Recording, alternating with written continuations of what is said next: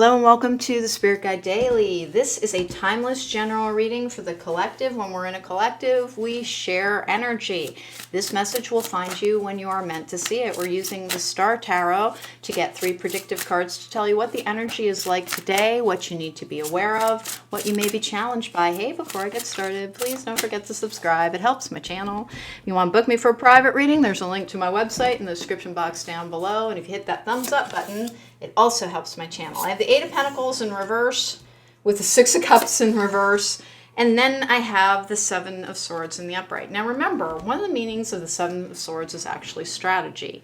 It's a call to tread carefully. This particular 7 of Swords I always find to be more positive than others because nothing is lost. We've just got some things that are submerged. So it can be a card that is telling you to look to your underlying issues as well for answers about past relationships, which is that 6 of Cups in reverse. And then the 8 of Pentacles in reverse is this is not the day you're going to be reinventing the wheel. Be a little bit gentle with yourself. You might be a little bit fragile after trying to heal some energies from the past, which is what that 6 of Cups energy is like in reverse. Now, the 7 of Swords can be a card of lies, deceit, and manipulation. So that's something to be aware of as well. For some people, if you've got somebody in your past, really question what they're saying to you if they have come back into your life. Question their motives a little bit. You knew them before, unless you know that they have changed through others, perhaps don't trust that there has been a big change here. But there is this kind of walking on eggshells energy with that 7 of Swords in the upright as well. Walk carefully in your world today. Remember, some days we're going to be like celebrating from the dawn till dusk. And it will be this wonderful experience about, I love being alive. And other days it's going to be like, I feel a little bit dented, I feel a little bit bruised, and I feel a little bit kicked around by the universe. Unfortunately, the energy that I have in this middle section with the 6 of Cups in reverse suggests that. But the way to handle that is through prioritizing, only do what you need to do. It's a little bit of a quiet quitting day type of energy for my people who are under the gun in corporate America. Kind of do the minimum. Take good care of yourself. You've got a little bit of old energy resurging and kind of coming up, almost purging itself. It's a temporary situation. That's another meaning of the 7 of Swords. Open up.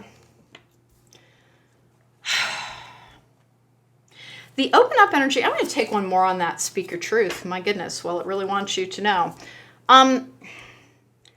I think you have trouble confiding in people.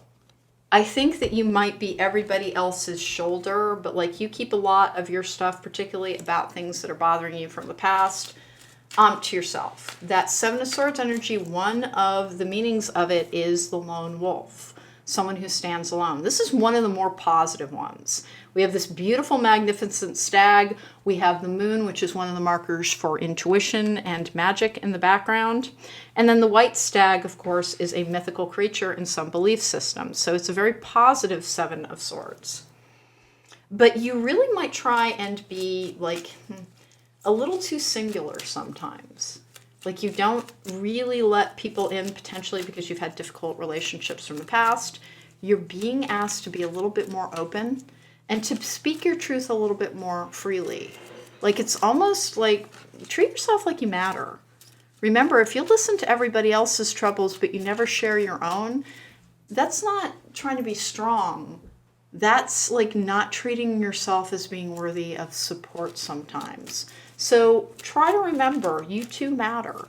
If you don't have, non-reciprocal relationships. If you have a friendship where you're always solving somebody's problems and like they're, always emotionally dumping on you and it doesn't go both ways, be a little bit careful with that. Relationships are meant to go both ways. There needs to be balance.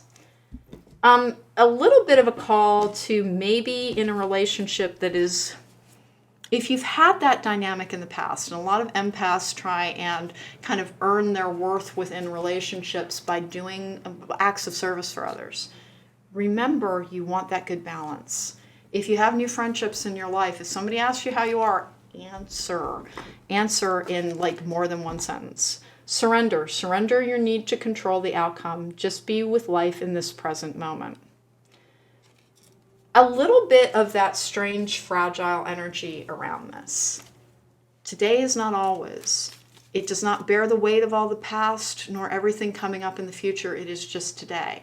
If you're feeling like a little bit like I don't have the level of energy, maybe you're not feeling super well when the day begins either. Do what you can do. Remember, there are always more days. There are always more days if we're lucky, And the open up and speak your truth, please seek out connection with other people in which there's give and take. There's give and take. Remember, friendships are supposed to be about having fun, having shared interests. They aren't supposed to be about problem solving for everyone else. It's supposed to be, and sometimes crisis will arise and you will in fact need to support somebody, but it is supposed to be kind of the exception that proves the rule. It's not supposed to be the thing that you do day after day.